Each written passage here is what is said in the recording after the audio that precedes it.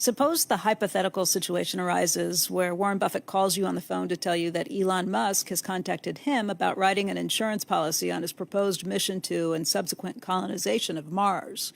Specifically, he wants insurance to insure his SpaceX Heavy rocket, capsule, payload, and human capital. Would you underwrite any portion of a venture like that? This is an easy one. No, thank you. I'll pass. Well, I would say it would depend on the premium. and I would say that I would probably have a somewhat different rate if Elon was on board or not on board. I mean, it makes a difference. I mean, if somebody's asking you to insure something, so I would. That's called getting skin in the game, and But in general, I would be very concerned about writing an insurance policy where Elon Musk is on the other side. Okay. Tell Elon to call me instead of the Jeep. He notes that Elon Musk this week on his Tesla earnings call said the following, quote, "I think moats are lame. They are like nice in a sort of quaint vestigial way, and if your only defense against invading armies is a moat, you will not last long. What matters is the pace of innovation. That is the fundamental determinant of competitiveness," unquote.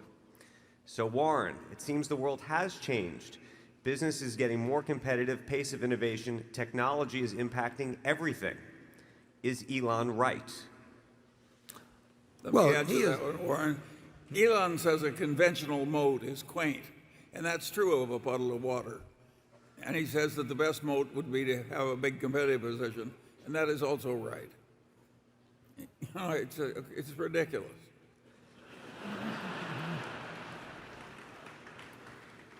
Warren does not intend to build an actual moat.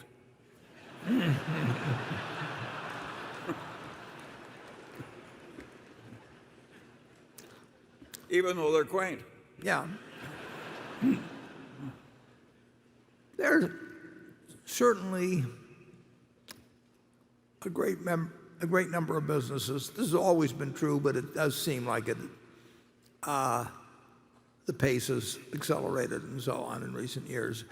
There's been more moats that have become susceptible to invasion than seemed to be the case earlier. But there's always been the attempt to do it. And here and there are probably places where the moat is as strong as ever. But certainly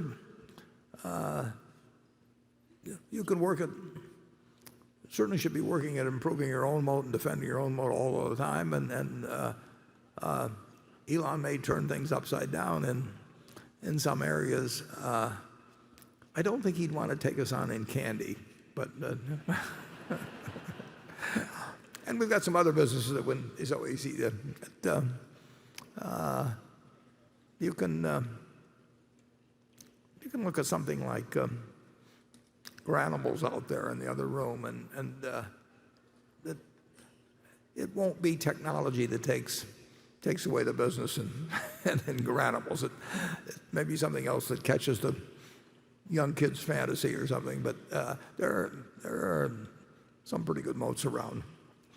Being the low-cost producer, for example, is a terribly important moat. And something like Geico, technology has really not brought down the cost that much. And I think our position as there are a couple of companies that have costs as low as ours, but among big companies, we are a low-cost producer, and that is not bad when you're selling an essential item.